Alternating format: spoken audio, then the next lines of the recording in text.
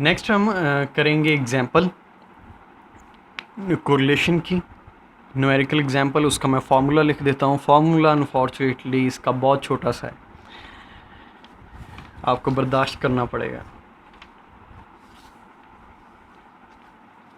इसको कोरिलेशन को आर से डिनोट किया जाता है और ये इक्वल है N summation X Y minus summation X summation Y divided by N summation X का square minus summation X whole का स्केयर। यहाँ तक वही बी वाला फार्मूला बन रहा है, लेकिन यहाँ पर एक और चीज़ है जो हम ऐड अप करेंगे, दैट इज़ ब्रैकेट्स। ये एक अलग ऑब्जर्वेशन, पहले इसको हमने कैलकुलेट करना है जब भी न्यूमेरिकल करना है।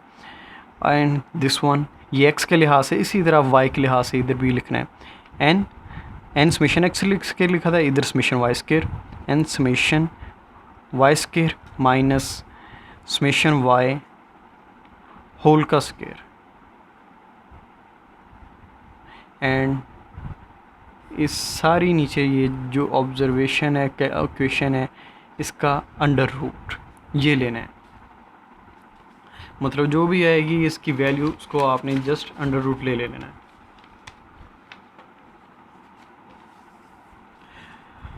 मेरे पास ये टू वैल्यूज़ हैं, टू वेरिएबल्स हैं, रैंडम वेरिएबल्स कोई भी हैं।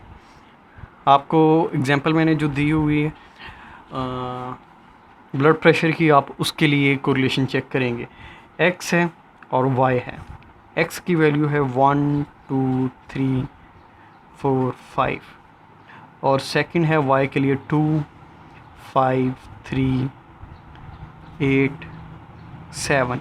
टू वेरिएबल्स हैं, ये कोई भी वेरिएबल्स हो सकते हैं। बेशक आप इसको स्मोकिंग एक को लेवल कह लें, एक को कैंसर लेवल कह लें, या कुछ भी कह लें। ये एक जनरल एग्जांपल डेटा मैंने लिया है, इसके लिहाज से हमने दोनों की कोरिलेशन चेक करनी है कि दोनों के दरमियान कोरिलेशन क्या है। ओके, अब कोरिलेशन चेक सबसे पहले मैंने आपको बताया हुआ है कि जब भी आपने फार्मूला अप्लाई करना है किसी भी डेटा के ऊपर, तो आपने अपने डेटा के ऊपर देखना है कि आपको क्या क्या चीज़ चाहिए। यहाँ पर हमें सबसे पहले चाहिए एन की वैल्यू क्या है। एन हमारे पास क्या है, नंबर ऑफ ऑब्जर्वेशन 1 2 3 4 5, ये आ गया जी 5।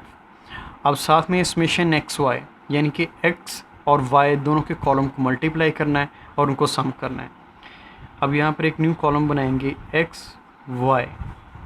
एक्स की हर वैल्यू को वाई से मल्टीप्लाई करना है। तो फर्स्ट वैल्यू 1 मल्टीप्लाई बाय 2, ये 2, 5 2s आर 10, इसी तरह थर्ड 9, उसके बाद 32 एंड 35। इस सब को सम करेंगे तो आंसर आएगा 88। यहाँ पर 88 लिख देना है। माइनस समेशन एक्स, यानी कि एक्स की कॉलम का सम, ये आएगा टोटल वैल्यू 5, इनका सम 15, इधर लिख लें। Multiply by summation Y, Y की तमाम वैल्यूज़ का सम, दिस इज़ 25, ये 25 लिखिए, डिवाइडेड बाय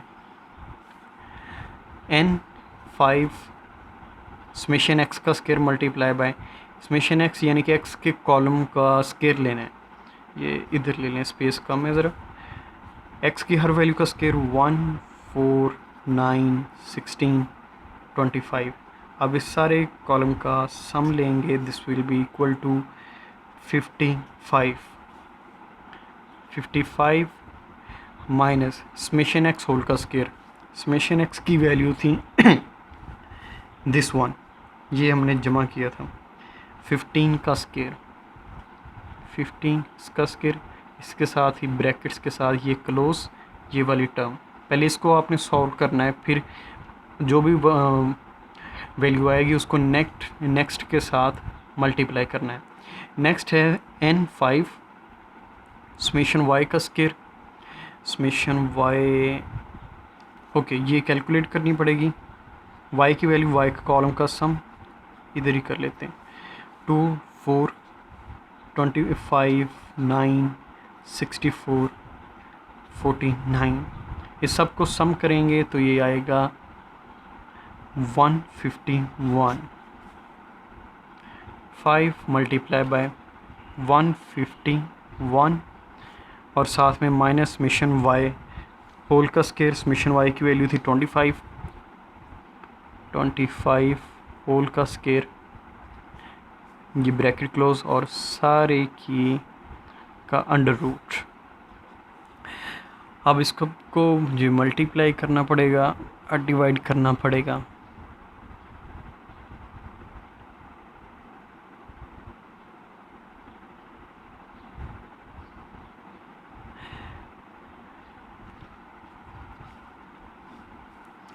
इस सब को आप मल्टीप्लाई डिवाइड करेंगे तो आपने खुद ही कर लेना है। ये 5 multiply by 88 and 15 multiply by 25, ये सारे को मल्टीप्लाई करना है। इसको मल्टीप्लाई करके इसको मल्टीप्लाई करके माइनस करेंगे तो ये आंसर आएगा 13। एंड डिवाइज़र में इसी तरह आप जब कैलकुलेट करेंगे तो टोटल का आंसर आएगा आई थिंक 36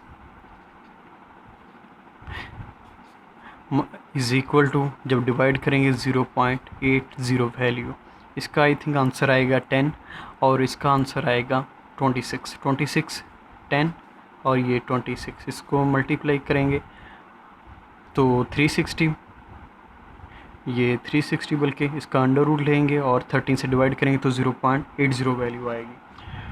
अब इंटरप्रिटेशन भी इसकी करनी है। इंटरप्रिटेशन के लिए हमने कहा था कि जब 1 वैल्यू होगी तो परफेक्ट पॉजिटिव कोरिलेशन, जब 0 होगी तो कोई कोरिलेशन नहीं है, या और -1 वैल्यू होगी तो नेगेटिव कोरिलेशन होगी। लेकिन जब इन दोनों के दरमियान -1 और +1 के दरमियान में कोई और वैल्यू आ जाए 0 के अलावा, तब हम कोरिलेशन की इंटरप्रिटेशन एक अलग तरीके से करते हैं। अब 0.80 वैल्यू है, तो जब भी हमारी वैल्यू जो है 0.60 से लेके 0.99 तक आ जाए तो हम कहेंगे जी इन दो वेरिएबल्स के दरमियान जो कोरिलेशन है वो स्ट्रॉन्ग कोरिलेशन है। The correlation between x and y, ये जो आपके मुताबिक, अब इसको परसेंटेज में भी कन्वर्ट कर सकते हैं, या 0.80 को लिख सकते हैं 80%। मैं इसको लिख सकता हूँ यानी कि 80% value shows that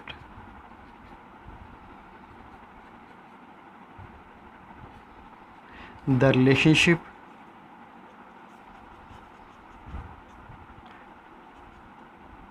between x and y is positive strong relationship।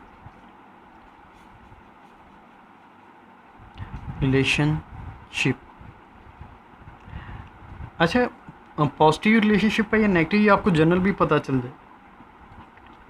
जिस तरह यहाँ पर आप देखें ये वैल्यू 1 है, ये 2 है, यहाँ पर वैल्यू इंक्रीज़ हुई 2 और उसके बाद यहाँ पर भी वैल्यू इंक्रीज़ होगी 5। 3 है, यहाँ पर भी 3 है, चले इंक्रीज़ नहीं हुई, वहीं पर वैल्यूज़ हैं। अब 4 है, यहाँ पर भी इंक्रीज़ हो गई है, 5 है, तो ऑलमोस्ट बाकी वैल्यूज़ के मुकाबले में ज़्यादा ये वैल्यू है। तो हमें ज़्यादा वैल्यूज़ में यही पता चल रहा है कि एक चीज़ की इंक्रीज़ होने से दूसरी इंक्रीज़ हो रही है। तो इस चीज़ से भी आप जनरल तौर पर वैसे ही देख सकते हैं कि वेरिएबल्स के दरमियान पॉजिटिव कोरिलेशन आएगा या नेगेटिव कोरिलेशन आएगा। यहाँ पर वैल्यू प्लस में आई है, पॉसिबल भी था ये अगर माइनस में होती तो हम कहते हैं ये नेगेटिव कोरिलेशन है, लेकिन ये प्लस में वैल्यू आई है तो इसको हमने कहा है कि ये वैल्यू इस रेंज के दरमियान है। जब इस रेंज के दरमियान वैल्यू आएगी तो हम कहेंगे जी परफेक्ट पॉजिटिव कोरिलेशन है। इसी तरह अगर वैल्यू जो है -0.6 और -0.8 इसके दरमियान वैल्यू आ जाए तो हम कहेंगे जी माइनस साइड पे स्ट्रॉन्ग कोरिलेशन है, negatively strong correlation between two variables. यहाँ पर थोड़ा गलत हुआ है, इसको मैं एक दफ़ा सही करके लिख देता हूँ। ओके, 0.6 इससे लेके 0.80 तक आएगी वैल्यू तो हम कहेंगे जी positive strong correlation.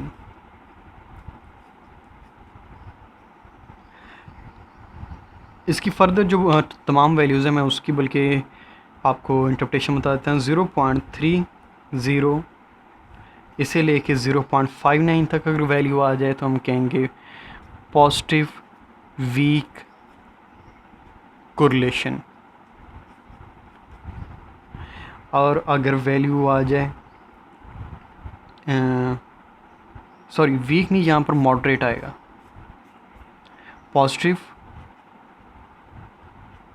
Moderate correlation. और अगर वैल्यू 0.01 से लेके 0.29 तक आ जाए तो इसको हम कहेंगे जी पॉजिटिव वीक कोरिलेशन। इसी तरह सेम एज ये पॉजिटिव साइड के लिए है, और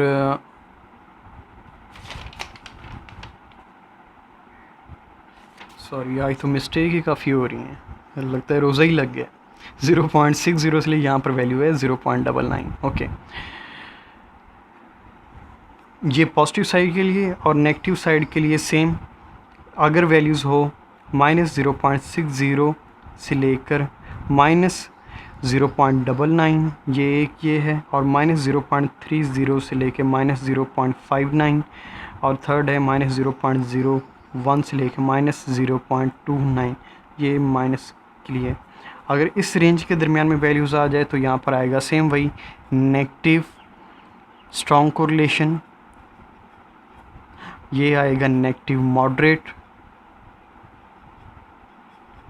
and third one negative weak correlation.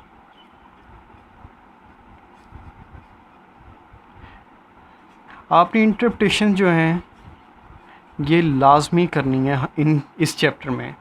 Interpretation के बग़ैर पता ही नहीं चलता कि जी स्टूडेंट्स को क्वेश्चन समझ आया कि नहीं है। ये इंटरप्रिटेशन ही बताएगी, क्योंकि इंटरप्रिटेशन ही है जो एक चीज़ की एप्लीकेशंस को बताती है कि आया कि स्टूडेंट को बिल्कुल समझ आई है या नहीं आई।